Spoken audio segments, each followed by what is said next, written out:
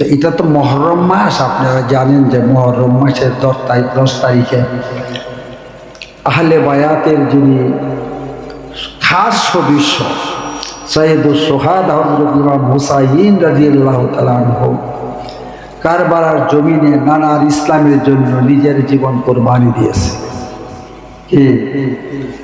তো সেই ইমাম হুসাইনকে নিয়েও অনেক খারাপ মন্তব্য শোনা যায়। ওই রাষ্ট্রীয় ব্যাপার, এটা এমন রাজা গজারা হয়ে থাকে। আমরা দেশে দেখেন না, বিএনপি আইলে আওয়ামী লীগ আইলে বিএনপি, এই মনে হয় নবীর যে খাস আওলাদ, প্রত্যেকটা জিনিসের মাঝে কি খাস আছে, আম আছে, আসেনি? খাসও আছে, আমও আছে। তো নবীর আহলে বায়াতের মাঝে, নবীর পরিবারের সদস্যের মাঝে খাসও আছে, আমও আছে। খাস হলো আলী, ফাতেমা, হাসান, হুসাইন রাদিয়াল্লাহু তাআলা আনহুম আজমাইন। এরা হলো আহলে বায়াতের খাস সদস্য। আর আল্লাহ নবীর বিবিগণ, অন্যান্য মেয়েরা, এদের আলী আওলাদ, এমনকি নবীজির পালক পুত্র যায়েদ ইবনে হারেসা, নবীজির গোলামবাদী, এরাও আহলে বায়াতের সদস্য। এখন দেখুন বর্তমানে এই ফিতনা এমন করে ছয়লা হইতেছে, আমরা আশেপাশে আমরা গড় পর্যন্ত টিকা দিতেছে। এখন খালি ফাঁক পাঞ্জাতন, আর অন্যরা কোনো খবরে নাই। তো মানলাম ফাঁক পাঞ্জাতন বালা কথা, মানো গাইয়া। এই মহরম আসলে পরে আমরা ফিরের জগতের একদল লোক তাজিয়া বানা, তাজিয়া বুঝেননি? তাজিয়া ওই কাগজ মাগজ দিয়া তাবু বানা, গোড়া বানা, জানে? আবার ফাতিলের মধ্যে ভানি দিয়া দেখে। আজকে আমি নিজে নবীনগর যাওয়ার পথে, আসার পথে একটা খানকা পড়ে নয়া শ্রীরামপুর এবং পুরান শ্রীরামপুরের মাঝে আসেনি বিল্ডিংটা, এটার উত্তর কাছে এই তাজিয়া বানাই একটা না করে অনেকগুলি। এইগুলি কোনোদিন ইসলাম হতে পারে না, ইসলাম না। এটা এক ধরনের মূর্তি পূজা হয়। মূর্তি পূজা মূর্তি বানা মাটি দেওয়ার খেলমেট দিয়া, আর হেরা করে কাগজ মাগুজ রঙ্গিলা কাগজ মাগুজ দেওয়া সেরে কানটা দিয়া ব্যস্তমের দূর। আবার এটি সামনে গিয়া দাঁড়াইয়া মিলাদ পরে, ও মিলাদ এমন হস্তা হইছে যেন ওই মিলাদ পরে। কি নিঃসন্দেহে আমরা বিশ্বাস করে নিতে পারি এটা আমাদের ইমাম আলী, ফাতেমা, হাসান, হুসাইন নবীর আহলে বায়াতের খাস সদস্য, আর অন্যরা হলো আম সদস্য।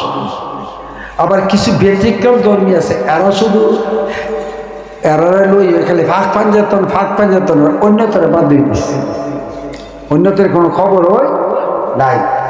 এদের যদি হাকিকত শোনেন, হাকিকত শুনলে অবাক হবে। আম্মা জান হযরতে আয়েশা সিদ্দিকা রাদিয়াল্লাহু তাআলা আনহা, যার হুজরা মুবারকে আল্লাহর হাবিব এখনো আরাম করছে, ইনিকে এরা কাফের করে। নাউজুবিল্লাহ। কি কয়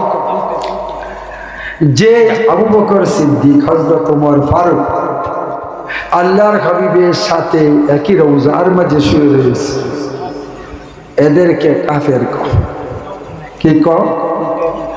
আর খালি ফাঁক পাঞ্জাতনের জারি গান, ইডি নাকি ইসলাম, ইডি নাকি আমরা হাকিম।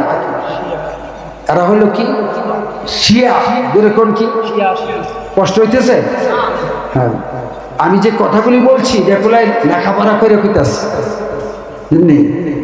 তো এদেরকে বলা হয় শিয়া। এদের মূল পরিচয় হলো রাফিজি। কি রাফিজি?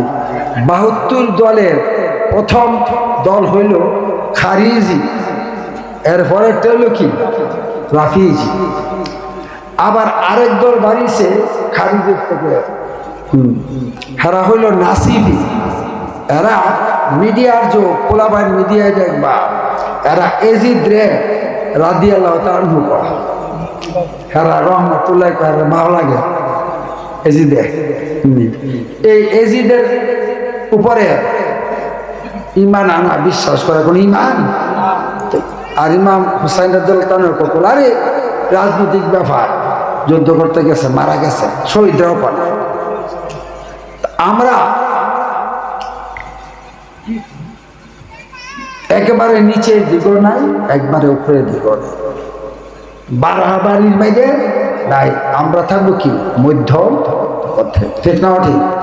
হ্যাঁ, কষ্ট হইতেছে, বোঝার অসুবিধা হইতেছে, বোঝার লাগি কিছু উদাহরণ দিতে হয়।